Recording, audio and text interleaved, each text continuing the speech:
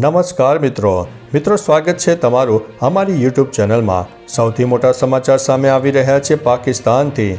Saudi Arab સાથે સંરક્ષણ કરાર બાદ પાકિસ્તાનના રક્ષામંત્રી ખ્વાજા આસિફે એક દાવો કર્યો છે અને તેમણે જણાવ્યું છે કે ભવિષ્યમાં જો ભારત પાકિસ્તાન પર યુદ્ધ થોપશે તો સાઉદી અરબ પાકિસ્તાનનો બચાવ કરશે।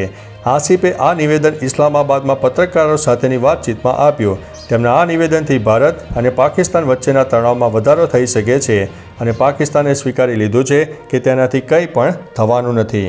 મિત્રો, અન્ય મહત્વના સમાચારની વાત કરીએ તો ઇમરાન ખાને જેલમાં પણ હલચલ મચાવી। પાકિસ્તાનના પૂર્વ પીએમ ઇમરાન ખાનની મુશ્કેલીઓ વધી રહી છે।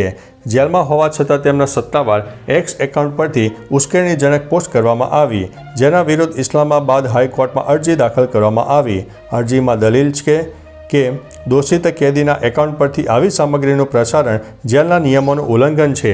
અરજીકર્તાએ કોર્ટને માગ કરી છે કે આ એકાઉન્ટ કોણ ચલાવી રહ્યું છે તેની તપાસ કરવામાં આવવી જોઈએ। મિત્રો, અન્ય મહત્વના સમાચારની વાત કરીએ તો હવે પૂરા દેશમાં થશે SIR। ભારતના ચૂંટણી પંચે તેના રાજ્ય ચૂંટણી અધિકારીઓને 30 સપ્ટેમ્બર સુધીમાં SIR માટે તૈયાર રહેવા માટે જણાવ્યું છે। આ સૂચવે છે કે ઓક્ટોબર-નવેમ્બરમાં મતદાર યાદી શુદ્ધિકરણનું કામ શરૂ થઈ શકે છે। ઘણા રાજ્યોએ તેમની છેલ્લી SIR પછીની મતદાર યાદીઓ વેબસાઇટ ઉપર મૂકી દીધી છે। દિલ્હીમાં છેલ્લી SIR 2008માં અને ઉત્તરાખંડમાં 2006માં થઈ હતી। પંચે સ્પષ્ટ કર્યું છે કે બિહાર પછી આ પ્રક્રિયા સમગ્ર દેશમાં લાગુ કરવામાં આવશે। મિત્રો, અન્ય મહત્વના સમાચારની વાત કરીએ તો EPFOએ પાસબુક લાઇટ લોન્ચ કર્યું છે। EPFOએ પાસબુક લાઇટ નામનું એક નવું ફીચર શરૂ કર્યું છે। આ સુવિધાથી હવે કર્મચારીઓ માટે તેમનું PF બેલેન્સ અને ટ્રાન્ઝેક્શન ચેક કરવું વધુ સરળ બન્યું છે। પહેલાં PFની વિગતો જોવા માટે એક અલગ પોર્ટલ ઉપર લોગિન કરવું પડતું હતું, પરંતુ હવે આ નવી સુવિધાથી અલગથી લોગિન કરવાની જરૂર રહેશે નહીં। કર્મચારીઓ સીધા પોર્ટલ પર તેમના PF ખાતાની માહિતી જોઈ શકશે, જેનાથી સમય અને પ્રયત્ન બંનેની બચત થશે। મિત્રો, અન્ય મહત્વના સમાચારની વાત કરીએ તો ભારતે પાકિસ્તાનને કચડી નાખ્યું। દુબઈમાં એશિયા કપ મેચમાં ભારતે પાકિસ્તાનને કચડી નાખ્યું છે। શુભમન ગિલ અને અભિષેક શર્માની શાનદાર બેટિંગને કારણે ભારતે પાકિસ્તાનને 6 વિકેટથી હરાવ્યું છે। અભિષેક શર્મા 74 રન અને શુભમન ગિલ 47 રન બનાવીને આઉટ થઈ ગયા। અભિષેક શર્મા 39 બોલમાં 74 રન બનાવીને આઉટ થયા હતા। સંજુ સેમસન 13 રન બનાવીને આઉટ થયા હતા। મિત્રો, અન્ય મહત્વના સમાચારની વાત કરીએ તો સાવધાન થઈ જાઓ જો તમે પણ રીલ જોઈ રહ્યા છો તો। ન્યુરોસ્પાઇન સર્જરી નિષ્ણાત ઉત્સક ભગતના મતે સતત ટૂંકા વિડીયો અથવા તો રીલ્સ જોવાથી યાદશક્તિ ઉપર નકારાત્મક અસર પડે છે।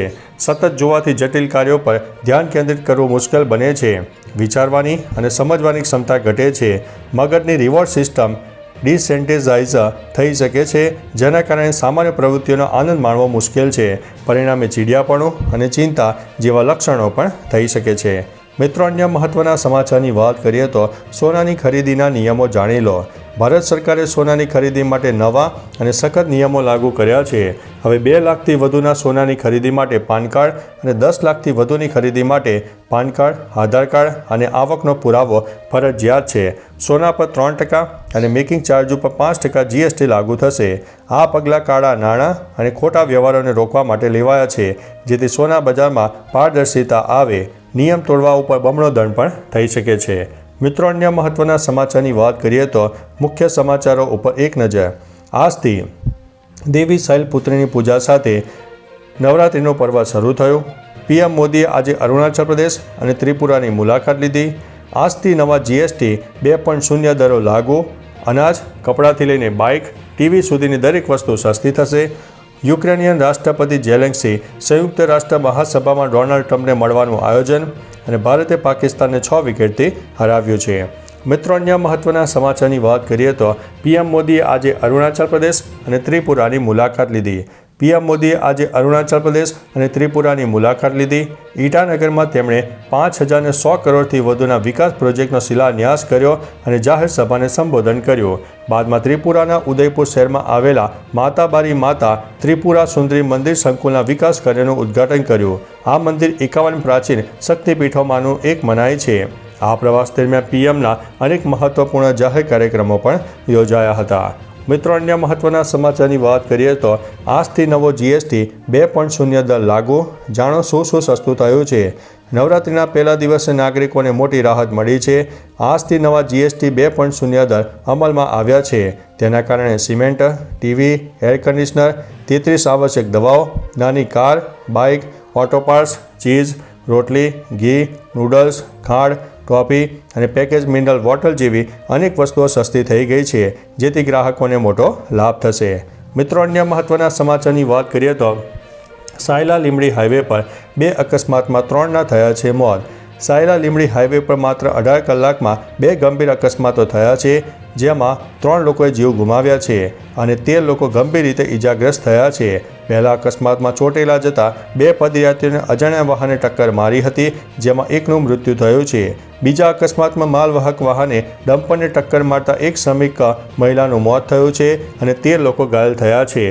પોલીસે ડમ્પરને જપ્ત કરીને વધુ તપાસ હાથ ધરી છે. તો ચાલો મિત્રો, ફરીથી દેશ અને દુનિયાના સુપરફાસ્ટ સમાચાર લઈને મળતા રહીશું. ત્યાં સુધી અમને રજા આપશો. નમસ્તે.